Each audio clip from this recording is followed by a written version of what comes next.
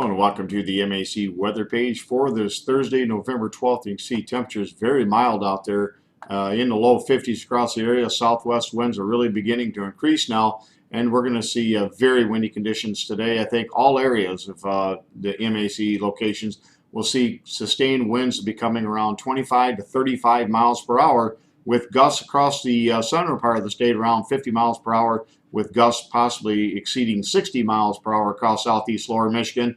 Reports of power outages over near the Sanford area and across southwest lower Michigan. We're going to see those increase over the next 12 hours as we continue to increase the wind speeds. And we'll be very windy again on Friday with winds 20 to 30 miles per hour with gusts of 45. So this isn't just going to be a 6 to 10 hour, 12 hour type very windy event. It's going to last right in through much of tomorrow.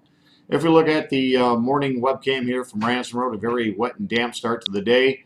And you can see on satellite our low pressure system really spinning across Wisconsin heading towards the Straits, and that'll continue to deepen and intensify here over the next 12 hours. And you can see on the weather map that low now near Green Bay, and by tonight, or excuse me, by 7 a.m. tomorrow, that'll have already zipped up near the St. Lawrence Seaway, and behind it you can see mixed precipitation across Michigan and snow back to the northwest, and it'll be light, but still we'll have some winter weather in the area. As far as wind speeds, you can see on the GFS model, you can see all of mid-Michigan and southern lower Michigan in that 40 to 45 knot winds, which would be around 50 miles per hour. And across southeast lower Michigan, you can see some of the lighter greens. That indicates winds around 45 to 48 to 50 knots, which would be around 55 to 60 mile per hour winds. And if we look at the precipitation here over the next 72 hours, again, most of it will be across the northern part of the state, and here across the southern part of the state, across the MAC area, mainly a tenth to maybe a quarter of an inch. So our heaviest rains are over for now. Many areas picking up between 1 and 3/10 of an inch of rain. So when we're done, I think that 3 to 7/10 will look pretty decent. As far as for the next week's storm, we can see a lot of heavy rainfall across the mid-Mississippi and all the way to the Gulf Coast.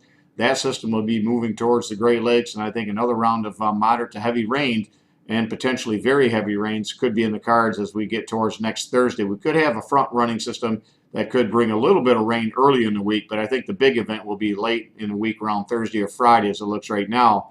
If we look at the forecast map off the Canadian model, you can see very heavy rains 2 to 4 inches across the Great Lakes and intense rains down across the Ohio Valley back to the Gulf, where they could see 5 to 10 inches of rain there.